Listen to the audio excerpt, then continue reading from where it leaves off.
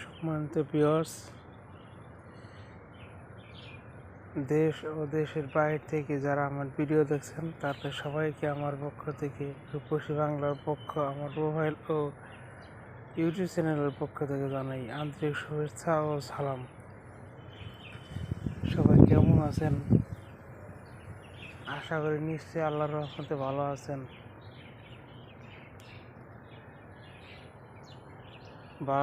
ভালো থাকাটা আর ভালো না থাকাটা দুটোই মানুষের ইচ্ছার বাইরে।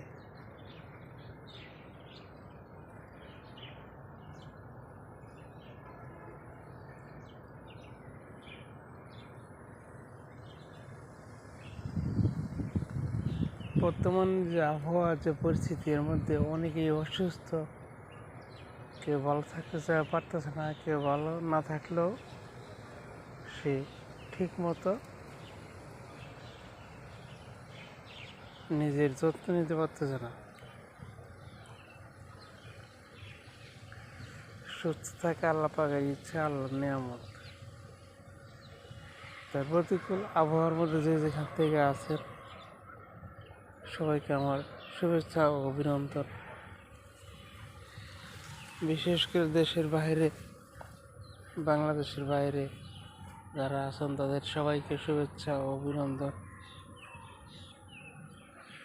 প্রাকৃতিক সৌন্দর্য নিয়ে আমি আপনাদের মাঝে আসলাম। বর্তমানে বাংলাদেশে চলতেছে নিম্নচাপের একটা প্রভাব। নিম্নচাপ একটা চলে গেছে, একটা সামনে আসতেছে। এর মধ্যে আপনারা যে যেভাবে পারেন, যারা দেশের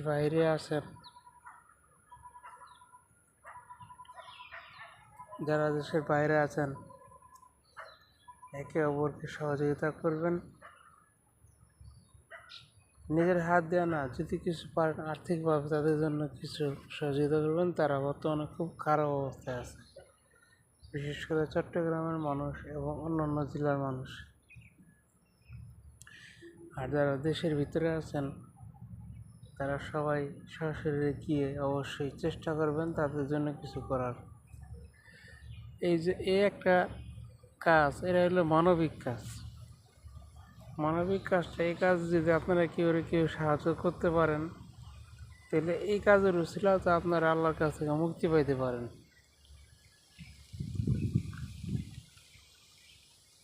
এই কাজের উসিলাও মুক্তি পাওয়া সম্ভব।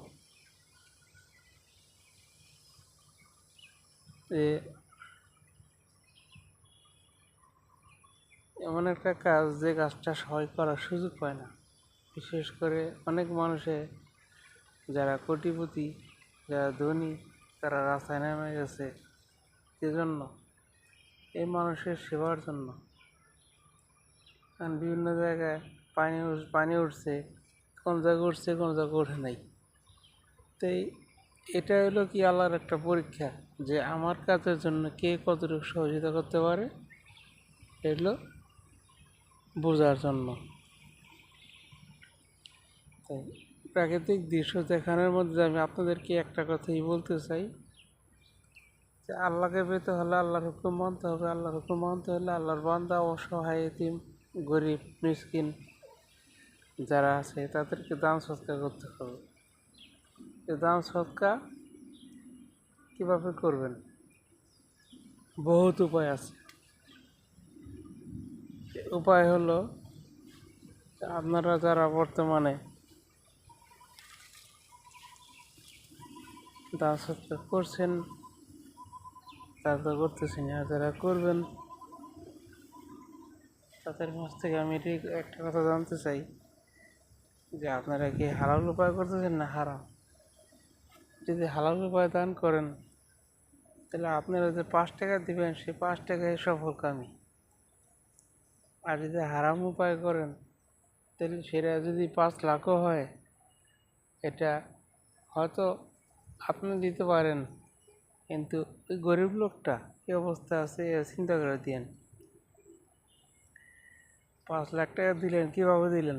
ঋণের উপর, সুদের উপর। যেমন আপনার ওই লোকটার, এই গরিব লোকটায় ঠিক মতো চলতে পারতেছে না, একটা ব্যবসা বা একটা কিছু ধরা দিলেন, মাসে কত এত টাকা দিতে হবে। এখন 5 লাখ টাকা মাসে কত, মাসে কত 50,000 টাকা সুদ। না এই নিয়ে তো দেন না, যদি কাউকে দান সৎকার করতেই হয়, এরা দান না, এরা সুদের মতো করে, যদি কাউকে দান করতে হয় তা আল্লাহর রাস্তা দিবেন। বিশেষ করে আমি যে কথাটা বলতে চাই যে অনলাইনে কিছু প্রতারক বেরিয়েছে। একটা বিষয় আমি আপনাকে বলি যে অনলাইনে কিছু প্রতারক বেরিয়েছে ফলোয়ার, কিছু কিছু লোকের মানে ফেসবুক ফলোয়িং, আমরা ফলোয়িং, এরা হলো ফলোয়ার।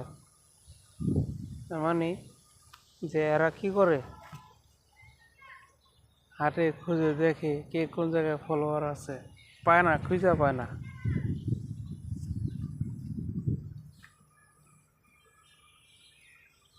পরের ভিডিওতে আসতেছি।